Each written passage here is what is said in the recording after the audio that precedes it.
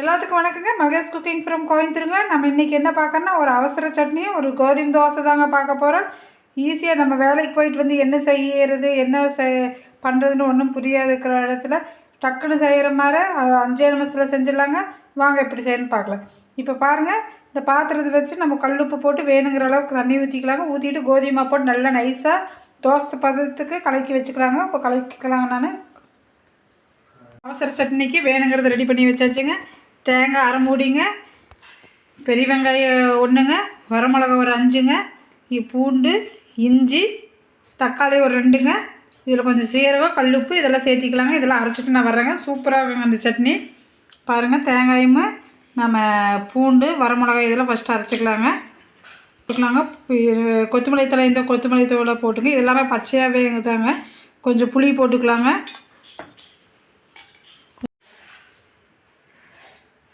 கொஞ்சோண்டு புளிங்க, அப்புறம் வெங்காயம், தக்காளி 2ங்க, கல்லுப்பு தேவைக்கேற்ப கல்லுப்புங்க, இதுலேயே சீரகம், இதெல்லாம் நைஸாக அரைச்சிட்டு நான் வர்றேங்க. சூப்பராக இருக்குது இந்த சட்னி. நீங்கள் பச்சையாக கூட இந்த சட்னி அப்படியே நம்ம தோசைக்கு தொட்டு சாப்பிட்லாங்க. கோதுமை சட்னிக்கு கோதுமை தோசைக்கு இந்த சட்னி ரொம்ப நல்லா இருக்குங்க. ஈஸியாக இருக்குது. 10 நிமிஷத்தில் செஞ்சிடலாங்க. இதை அரைச்சிடலாங்க. இப்போ பாருங்கள், நான் நல்லெண்ணெய் தாங்க ஊற்றியிருக்கிறேன். நல்லெண்ணெய் ஊற்றியாச்சுங்க. எண்ணெய் காஞ்சிடுச்சுங்க. கடுகு பாருங்கள், இந்த அளவுக்கு போட்டுங்க.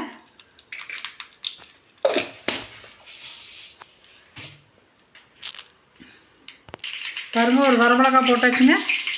கருவேப்பிலை போட்டாச்சுங்க. இத்தனோடு பெருங்காயத்தூள் வேணும்னா ஆப்ஷனல் தாங்க. இத்தனோடு பெருங்காயத்தூளும் போட்டாச்சுங்க. பாருங்கள், நம்ம இந்த சட்னி பேஸ்ட்டு மாதிரி அரைச்சி வச்சுட்டுங்க. பேஸ்ட்டு ரேஞ்சுக்கு அரைச்சி வச்சுருக்குறோங்க இந்த சட்னி. இது எடுத்து ஊற்றிக்கலாங்க. சூப்பரான இந்த சட்னி ரெடி ஆகிடுச்சுங்க. உங்களுக்கு எவ்வளோ தண்ணி வேணும்னாலும் ஆட் பண்ணிக்கோங்க. கெட்டியாக வேணுமா, தண்ணியாட்டாக வேணுமா, எப்படி வேணாலும் ஆட் பண்ணிக்கோங்க. நான் ஆட் பண்ணிவிட்டு உங்களுக்கு உப்பு பத்தலையா, காரம் பத்தலையா, கொஞ்சம் மிளகாத்தூள் போட்டுங்க, கொஞ்சம் உப்பு போட்டுங்க. ஒன்றுமே தப்பு இல்லைங்க. இப்படி வேணால் நம்ம செஞ்சுக்கலாம். சட்னி சூப்பராக இருக்குங்க. அல்டிமேட்டாக நீங்கள் செஞ்சு பார்த்துட்டு எனக்கு கண்டிப்பாக நீங்கள் கமெண்ட் பண்ணுங்கள். நம்ம வீடியோ பாருங்கள். நம்ம வீடியோவை எப்போவுமே யூஸ்ஃபுல்லாக தாங்க உங்களுக்கு இருக்குது. என்னால் நம்ம வீட்டில் என்ன செய்கிறோமோ அதுதாங்க போட்டுருக்குறோம். பாருங்கள், அது நல்லா வேகிட்டு அதுக்கப்புறம் நம்ம தோசை ஊற்றி சட்னி பார்த்து இது பண்ணிக்கலாங்க.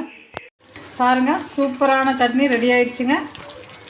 பார்த்தீங்களா, அவசர சட்னி எந்த நிமிஷத்தில் வச்சு என்ன இருக்கோ நீங்கள் அதை போட்டுருங்க. அது பாட்டு கொதிக்கிட்டு நம்ம தோசை ஊற்றிக்கலாங்க.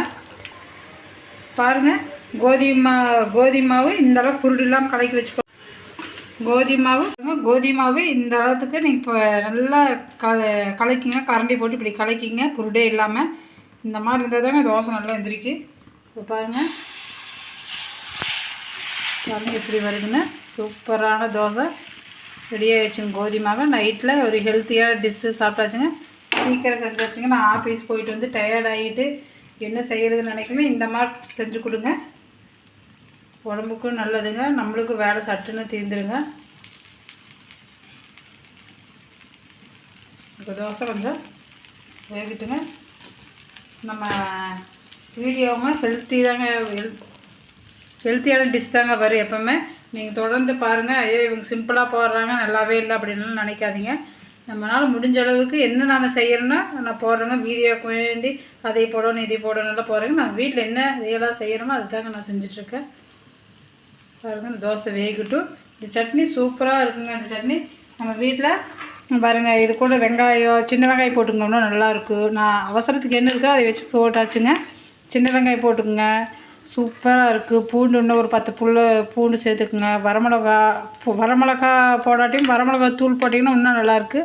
தேங்காய் வந்துங்க சரவி போட்டு அது ஒரு வணக்கி போட்டிருந்தாலும் நல்லா இருந்திருக்கு. சூப்பராக சிம்பிளாக இருக்குங்க. அவ்வளோ டேஸ்ட்டாக இருக்குது இந்த சட்னி. நான் டேஸ்ட் பண்ணி பார்த்தேன். உண்மையாகவே நல்லா இருக்குதுங்க இந்த சட்னி. இந்த கோதுமை தோசைக்கு இந்த சட்னிக்கு அவ்வளோ பிரமாதமாக இருக்குங்க. வச்சுங்க, நம்ம திருப்பி போட்டுக்கலாம்.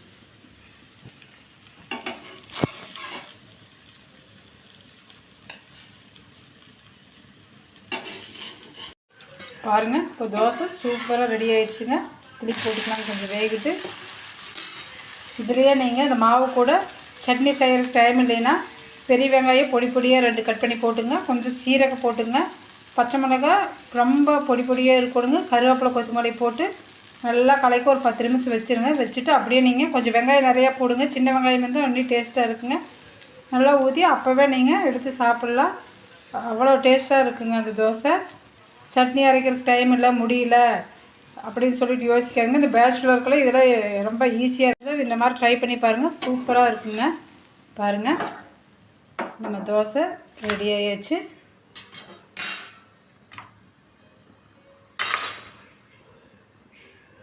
பாருங்கள், இந்த சட்னி சூப்பரான தோசை சட்னி ரெடி ஆகிடுச்சுங்க. இந்த தோசை கோதுமை தோசைக்கு சட்னிக்கு அவ்வளோ டேஸ்ட்டாக இருக்குங்க. செஞ்சு சாப்பிட்டு பார்த்து எப்படி இருக்குன்னு கமெண்ட் பண்ணுங்கள். பாய்ங்க.